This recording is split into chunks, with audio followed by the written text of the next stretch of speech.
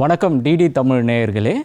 நாம் இன்று குழந்தைகளுக்கான எண்முறை மருத்துவம் நிகழ்ச்சியில் ஃப்ளாஃபி இன்ஃபேன்ட் சிண்ட்ரோம் எனப்படுகின்ற FIS எனப்படுகின்ற நோய் குறித்து விவாதிக்க இருக்கின்றோம்.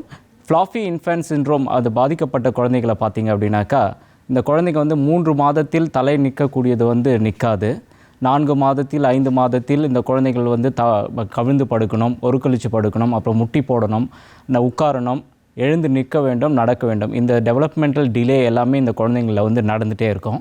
ஆனால் இந்த குழந்தைங்கள பார்த்தீங்கன்னாக்கா, இவங்களோட சதைகள்லாம் பார்த்தீங்கன்னாக்கா ரொம்ப புசு புசுன்னு ரொம்ப கொழுன்ட்டு இருப்பாங்க.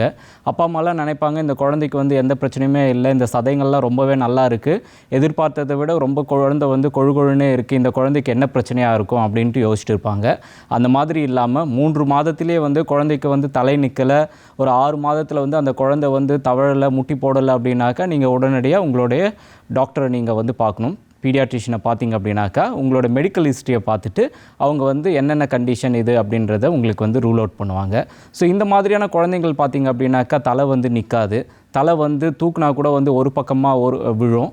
அதே மாதிரி தாய்மார்கள் குழந்தைங்கள தூக்கி இடுப்பில் வச்சாலோ, இல்லை அப்பாங்க தூக்கி நெஞ்சில் கடத்தினாலோ இந்த குழந்தை ஒரு பொசிஷனில் இருக்காமல் நழுவி வந்துடுவாங்க.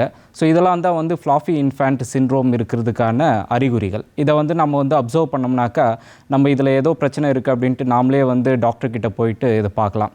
சரி, இந்த ஃப்ளாஃபி இன்ஃபேன்ட் சிண்ட்ரோம் வந்தாச்சு அப்படின்னு பார்த்தோம்னா, இதில் ஃபிசியோதெரப்பியில் என்ன பண்ணலாம் அப்படின்னாக்கா, இந்த குழந்தைங்களுக்கு இது இந்த fluffy infant syndrome cerebral palsy, muscular dystrophy எனப்படுகின்ற மூளை முடக்குவாதம், இல்லை தசை சிதைவு நோய், இந்த மாதிரி நரம்பு சம்பந்தப்பட்ட நோய்கள் வந்தாலும் இந்த மாதிரி ஃப்ளாஃபி இன்ஃபேன்ட் சிண்ட்ரோம் வருவதற்கு நிறைய வாய்ப்புகள் உண்டு.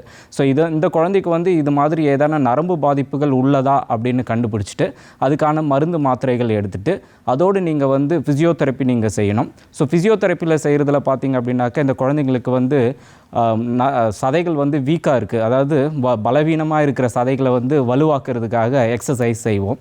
ஸோ எக்ஸசைஸ் பண்ணி குழந்தைங்களுக்கு தலையை நிற்க வைக்கணும்.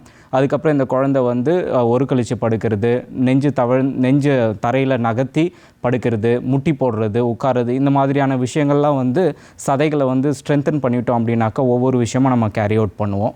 ஒரு சில அதீதமான குழந்தைங்களுக்கு, அதை ஃப்ளாஃபி இன்ஃபேன்ட் சிண்ட்ரோம் வந்துடுச்சு, இது நார்மலாக இருந்ததுனாக்கா இந்த மாதிரி குழந்தைங்களுக்கு நம்ம ட்ரீட்மெண்ட் கொடுத்து சரி பண்ணலாம். ரொம்ப எக்ஸ்ட்ரீமாக இருக்கிற கண்டிஷன் அப்படின்னு பார்த்தீங்கன்னாக்கா, இந்த குழந்தைங்களுக்கு நிற்க முடியாது, ஒரு பொசிஷனில் வச்சாலும் ரொம்ப ஸ்டெபிளாக இருக்க முடியாது. அந்த மாதிரி குழந்தைங்களுக்குலாம் ஜாயிண்ட் ரொம்ப லூஸாக இருக்கும், அதாவது முட்டி ரொம்ப லூஸாக இருக்கும், முழங்கையும் ரொம்ப லூஸாக இருக்கும். ஸோ இந்த மாதிரியான குழந்தைங்களுக்கு அடிக்கடி ஏதாவது ஃப்ராக்சர் ஆகிறதுக்கான வாய்ப்புகள் உண்டு. முட்டியும் சீக்கிரமாக நழுவி விழுவதற்கான வாய்ப்புகள் உண்டு. ஸோ அந்த மாதிரி நேரத்தில் நம்ம என்ன பண்ணணும் அப்படின்னாக்கா, அவங்களுக்கு நாம் ஒரு பிரேசஸ் அந்த மாதிரி கொடுத்து இந்த மசில் ஸ்ட்ரென்தனிங் எக்ஸசைஸ் பண்ணி நம்ம அந்த குழந்தைங்களை நார்மலுக்கு கொண்டு வரலாம். ஸோ இன்றைக்கி ஃப்ளாஃபி இன்ஃபேன்ட் சிண்ட்ரோம் பற்றி நம்ம விவாதித்தோம். ஃப்ளாஃபி இன்ஃபேன்ட் சிண்ட்ரோம் இருந்தது அப்படின்னாக்கா, கவலைப்படாமல் நீங்கள் ஒரு ஃபிசியோதெரப்பி டாக்டரை அணுகி அதற்கான உரிய மருத்துவம் செஞ்சிட்டிங்கனாக்கா உங்கள் குழந்தைய நார்மலுக்கு கொண்டு வரலாம். ஸோ இன்றைக்கி ஃப்ளாஃபி இன்ஃபேன்ட் சிண்ட்ரோம் பற்றி நம்ம பேசினோம். அடுத்த நிகழ்ச்சியில் வேறொரு நோய் குறித்தும் அதற்கான ஃபிசியோதெரப்பி மருத்துவம் குறித்தும் விரிவாக அலசுவோம். நன்றி, வணக்கம்.